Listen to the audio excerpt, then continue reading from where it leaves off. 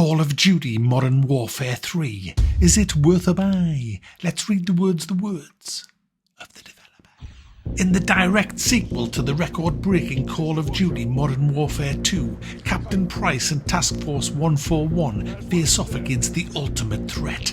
The ultra-nationalist war criminal Vladimir Makarov is extending his grasp across the world, causing Task Force 141 to fight like never before. First up, guys, let's have a quick look at the graphical options. As it is with Call of Duty, there's always plenty of things to twiddle and tweak, and I love twiddling things, especially if they go tweak. And yeah, I was running this in 1080p for YouTube reasons. I recorded the vast majority of it with VSync on, but for purely experimental chemistry reasons, I took VSync off, just let it rip and see what it would do on my custom settings of a cross between high and ultra, but a few of the more meaty things were obviously turned off because I've got a 2080 graphics card, but I was still getting 130 frames a second, guys. 130 frames a second. So all you naysayers who say, oh Mac, you need to upgrade your PC, you can't review games on this, hey, this is the second big game that I've been running at stonk-along graphical settings with frame rates coming out my arse. It's been great, guys. So what's the game like? Now this is just the campaign that I'm reviewing today. The zombies is coming later. I will be doing a video on that, and I'll just not even touch the multiplayer because it's just Call of Duty multiplayer sucks. Let's be honest. But yeah, the zombies look really good in this. But let's focus on the campaign today. The story's crap. It's just predictable crap, really, in the story. The missions themselves, I would say 80% of them are good, and the others are just diabolical, boring, really boring. Some are really short, some take about 25 minutes, and the checkpoints are pretty hideous in some of them, which means that if you die like 15 minutes in, you have to start the mission again. Some of them, the checkpoints are good. It just seems very inconsistent, the game, when you're playing it. If you do die, and you will die if you're playing it on a high difficulty setting, then you don't know whether you have to do the whole mission again. It's a very scary few seconds when it loads back in, and usually you have to do the whole mission again, which sucks. Now the game is also, it's very hand-holdy on not all missions, but a lot of the missions. You'll have a voice in your ear. It's like X-ray vision without X-ray vision. You may as well have X-ray vision, but you've got a voice in your ear constantly telling you what's about to fucking happen. They're looking for you, guys. Watch your house. You walk along, guys, there's some stairs, guys, there's enemies looking for you, guys. Guys, you got hostiles on the stairs. Guys, there's an enemy on the stairs, guys, to your left. Go fucking shut up, you prick. I just want to play the game and enjoy it, you know what I mean? I don't want somebody constantly yattering in me fucking ear telling us where all the fuckers are, prick. And aside from that, guys, the AI is bad as well. It's kind of like Sniper Elite quality here. You can just sit in the doorway, and once they know they're there, they will just run through like lemmings one at a time and let you blow them away. It's happened on numerous missions for me, and it does suck. And there's nothing you can do about it. You cannot really move because you've got enemies behind you as well. So you just have to sit there, just pulling the trigger, and it just sucks. Now, turning the difficulty up makes absolutely no difference whatsoever to the quality of the AI. All it does is you take way more damage, and I mean way more damage. You can have armor-plated body armor, and it will go down in like seconds. It just does. If you play it on regular difficulty, it's, I believe, way more fun, because you get some great firefights. You can take more damage, so you're not having to take cover all the time. You can get more firefighting done, and I think it's just I mean, I've played it on both. I've done missions on both. Most of this footage that you're going to see is on veteran difficulty, but there will be snippets where I'll show you on regular normal, and I much prefer it on regular normal. It's just more fun.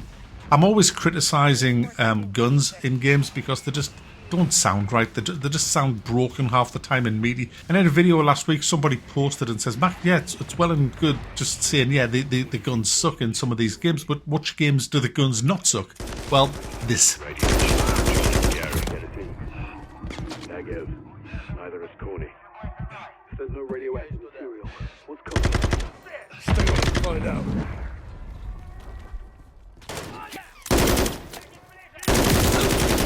Going hot.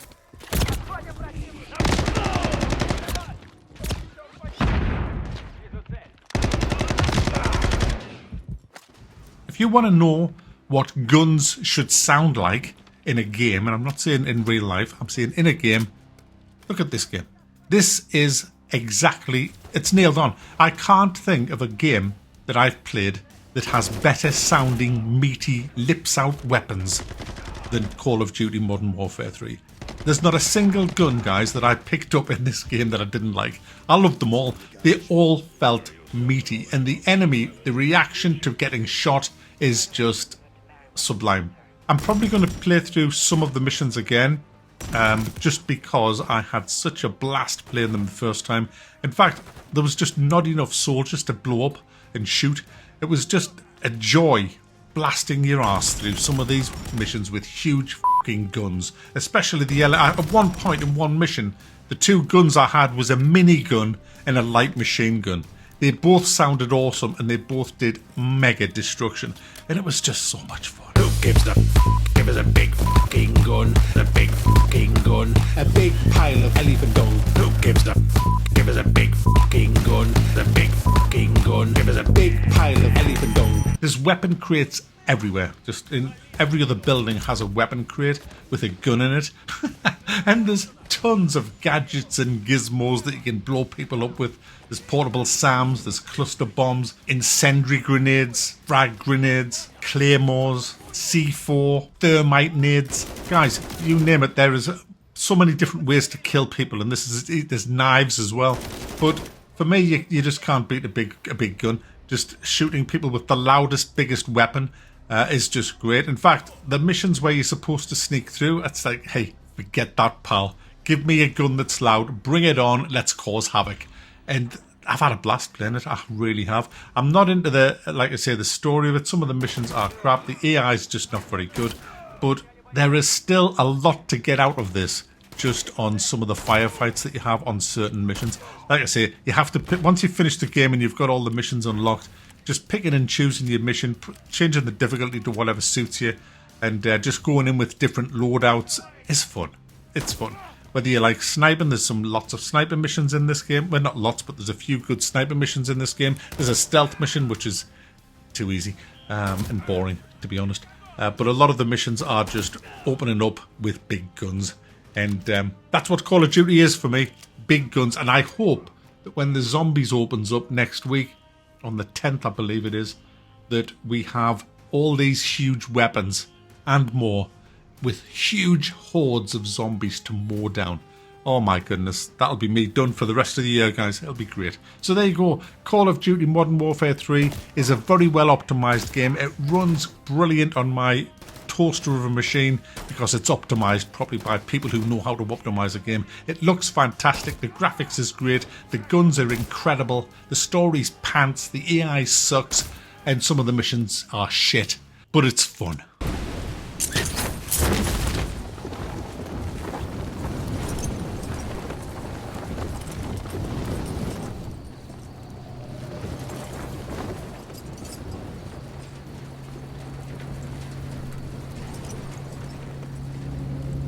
Visual on code.